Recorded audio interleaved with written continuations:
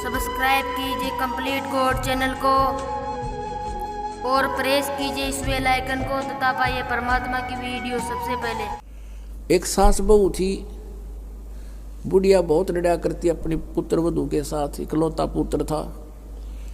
अब बेटा न्यू सोचा करता भाई माँ की बात नहीं मानी तो माँ की आत्मा दुख पाओगी। वो भी अपनी पत्नी को ही धमकाया करता, गलती होती चाहे ना होती, माँ को प्रसन्न करने के लिए। और बुढ़िया बहुत कलियारी थी। अब पुण्यात्मा एक परमात्मा लीला बख्शते हैं, करते हैं, दया करते हैं। एक बहन सत्संग में जाया करती थी बुढ़िया माई, वो उनके घर चली गई, कुदरती परमात्मा भेजते हैं।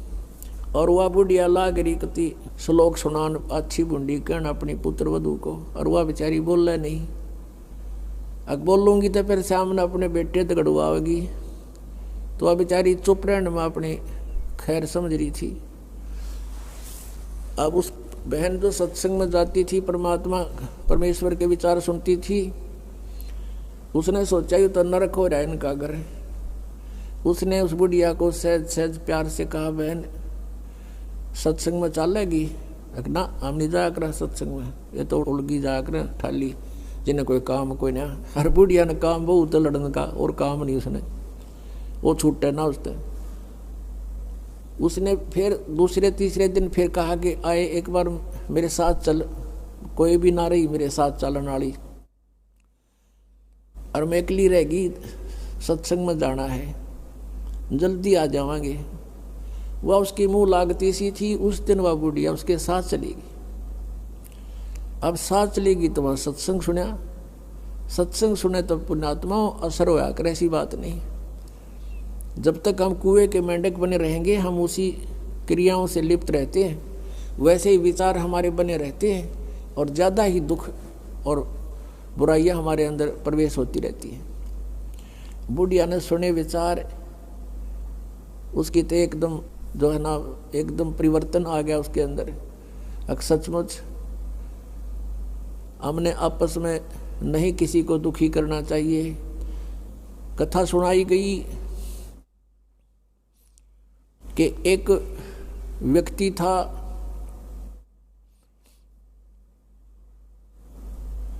वो कहीं पर साधना कर रहा था,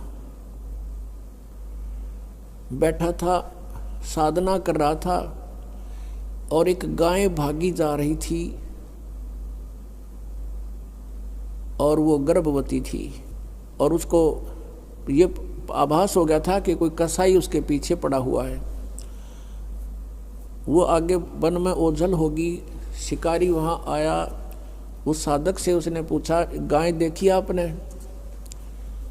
कहते मुंह से नहीं बोला, उसने हाथ कर दिया ऐसे, किधर गई? वो कसाई ने वह गाय ढूंढ ली, वो मार दी।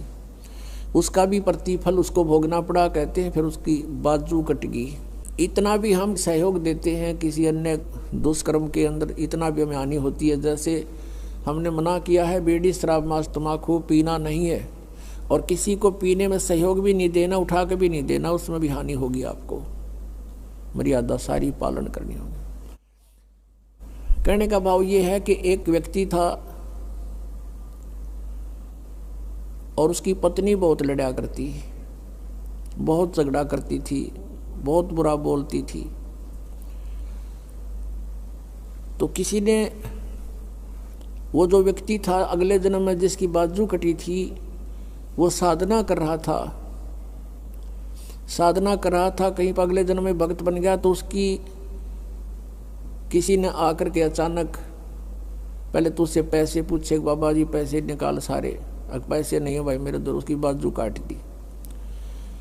अब उसने सोचा भाई मैं भक्ति भी कर रहा हूँ और यह आपत्ति मेरे पर कैसे आ गई। उसने सोचा भाई मैं इसका किसी से कारण पूछूं, मेरा कौन से जन्म का पाप था। किसी ने बता दिया भाई इस गाँव के अंदर एक भक्त है और वो पीछे बीती हुई बता देता है, पिछली बता देता है, भविष्य की नहीं जानता। वो उसके घर पर गया तो उसने पता लगा कि वो घर से बाहर गया हुआ है। फिर भी उसने सोचा घर पे पता करता हूँ। जब वो घर पे गया तो उसकी पत्नी से पूछा कि ऐसे ऐसे वो कहाँ है भक्त। वह उसकी पत्नी लगी गाली देने कि तेरे जैसा ढेड वो है हंडा धक्के खांदा जिस तरह तू खावे है, पता नहीं के सुना दी। अब जिसका हाथ कटा हुआ था उसने सोची भाई मैं तो गलत आ गया, मेरे साथ मजाक कर दिया दिखे ना, भगता के घर में कैसी बात होया करे, इसी ने कमी होया करे। वो वापस चल पड़ा। रास्ते में किसी ने बता दिया कि तू जिसका घर पूछे था ये आ रहा वो व्यक्ति। उसने उसको सोचा ले चल आया है बाहर बात कर लेता हूँ। राम रमी हुई, नमस्कार हुआ, कुशल मंगल पूछा। उस जिसका हाथ कटा हुआ था उसने पूछा कि भाई एक बात बता, क्या तू पीछे की जानता सारी? कहाँ जी दया है भगवान की। भाई पहला मेरी तो पाछा बताइए, पहला तू अपनी बताया, तेरे घर में इसी बूंदी कलियारी क्यों करा रही है? ऐसी बेहुदा बोली वा न बोला या भी बताऊं, पहला या ही सुन ले तू। पिछले जन्म में मैं था काग, या थी गधी, और जब कुमार इसने छोड़ देता इसकी कमर टूटी हुई होती थी, मैं इसकी वो खाता था, टूटी हुई कमर से उन जख्मों से मांस खाता था। तो आज भाई ये अपना बदला ले रही है मेरे से, और ये इतने जख्म करेगी मेरा जितने मन न कर रखे हैं। तब उसने पूछा भी फिर मेरा हाथ क्यों कर कटा? मैं तो भगत आदमी, और युग कैसे जुल्म हुआ मेरे साथ? उसने बताया कि पिछले जन्म में भी तू भगत था और तूने एक गाय के कटने में सहयोग दे दिया, तूने न्यू हाथ कर दिया कि इधर गई, बोला नहीं तू ऐसे गई, इसी तरह हाथ कटा। अब कहते हैं तुमने दरगाह का मैल नहीं देखा, धर्मराज के तिल तिल का लेखा। अब इस तरह कहते तुम एक दूसरे को सताओगे तो तुम्हें आगे फिर दंड भोगना पड़ेगा। वह बुढ़िया के बात समझ में आएगी, अकबर ने तो जुल्म कर दिया। उसके बाद अपनी पुत्र वधू को वो बिल्कुल शांत रहे, बोले नहीं फालतू। सत्संग में ये भी सुनाया गया कि जो कुछ हानि होनी है वह तो हो चुकी, और पाछा वो खाम खा महाभारत बनाने की कोई आवश्यकता ही नहीं। वो तो दूना दुख पैदा करने वाला वो वस्तु आवा नहीं वापस। एक दिन क्या हुआ, वह पुत्र वधू गाय भैंस का दूध निकाल के और ऊपर कड़ियों में कड़ा डाला कर दे, हुक लंबा सरिये का हुक ला देते, और उसमें बाल्टी टांग देते थे कड़े में, हुक में, कुत्ते बिल्ली से बचाने के लिए। अब उस पुत्रवधू ने वो ऊपर, क्योंकि ऊंचा होता था, गर्दन नीचे रखनी पड़ती थी, न्यू कर टांगन लगी, वो कि तो उल्टी साइड में लग गया। उसने सोचा टंग्या, हाथ छोड़ दिए, वो बाल्टी नीचे गिर गई, सारा दूध फर्श पे फैल गया। अब पुत्रवधू ने देखा बुढ़िया की तरफ, अगी वो होगी ओन अनो बिरना कई दिन का सांग हो गया यो।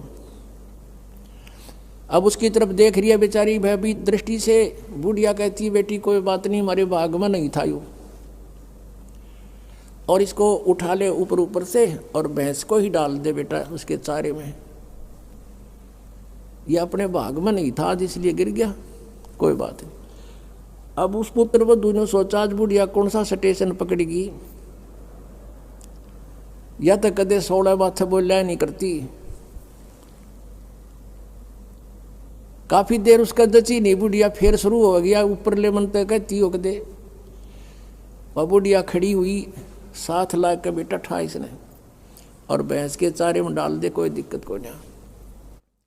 अब उसने सोची अपने बेटे ने बतावेगी, मेरे तो ना कहती होगी, तो वो भी आ लिया, पुत्र भी उसका, कोई जिक्र नहीं करा बुढ़िया ने। तब उस माई ने, उस बहन ने सोचा भाई इतना परिवर्तन आया क्यों कर इसमें, उसके चरण दबावे, सेवा करे। फिर पता चला कि बेटी मैं सत्संग सुन के आई हूँ, और बेटा मैंने आज तक जो गलतियाँ की तेरी आत्मा दुखाई, बेटा मैं माफ़ी मांगू तेरे थे। अब पुत्र वधू रोन लाग गई, न बोली माँ कोई बात नहीं, अब तो माँ तुल्य हो और मेरे हित में ही कुछ कहती थी। उस दिन से पुत्र वधू ने भी नाम ले लिया, फिर धीरे धीरे उसके बच्चे ने भी नाम ले लिया, और घर में नरक के स्थान पर स्वर्ग हो गया।